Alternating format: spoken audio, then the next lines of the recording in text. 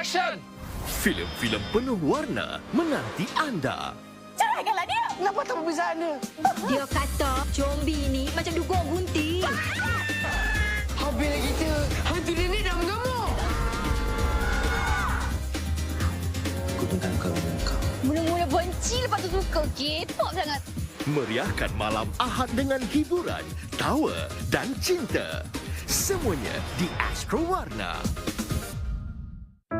Dia boleh kahwin lebih dari satu. Dugaan hidup bermadu. Dia duakan akak. Kenapa? Dia seorang suami yang adil. I'm sorry. Benda dah nak jadi. Aku akan balas dekat kamu. Selamat pagi semua. Jangan duduk. Dia masak sendiri. Awak ni dah kenapa? Okey. Kau buat apa dengan Jana? Saya tak buat apa-apa ni. Janice sakit masuk hospital. Puas hati.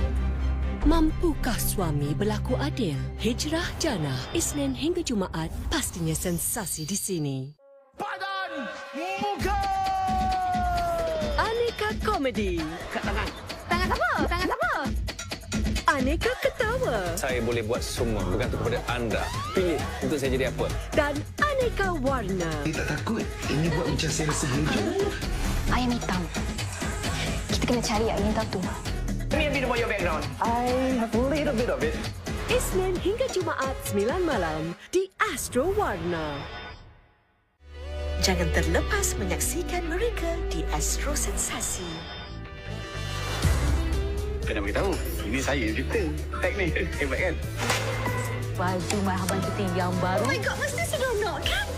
Pengalaman yang indah dikongsi bersama.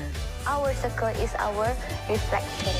Jom saksikan mereka Isnin hingga Jumaat 7 malam. Pastinya sensasi di sini. 3, 2, 1, Mega Spontan! Alah, hantu dunia. Sen. Pakcik, dah tua-tua pergilah masjid. Jangan main sosial media.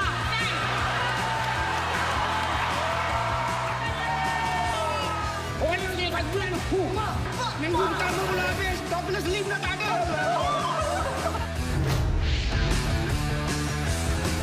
Mega Spontan sejak Sabtu 9 malam. Okay, semua dah ready? I ada idea. I rasa better you kahwin. Tipu. Takut. Itu siapa? Panggil saya. Baby. Baby. Baby. Baby kita. Ya, selalu pakai baby. Baby, esok pakai dia cantik pun dapat pahala lebih sebab you tu kurang pahala. Mulakan tahun baru anda dengan filem-filem yang terbaik. Pastinya sensasi di sini. Awak cinta pertama dan terakhir saya. Dua hati kini menjadi satu. Selagi saya hidup, saya takkan abaikan awak. Ritz memang suami yang perfect. Selalu buat saya rasa happy. Tapi dia selalu tak ada. Saya ada arwah. Saya akan jaga awak. Saya akan tunggu masa yang tepat untuk awak jatuh cinta dengan saya. Saya nak awak ceraikan saya. Adakah ini takdir mereka?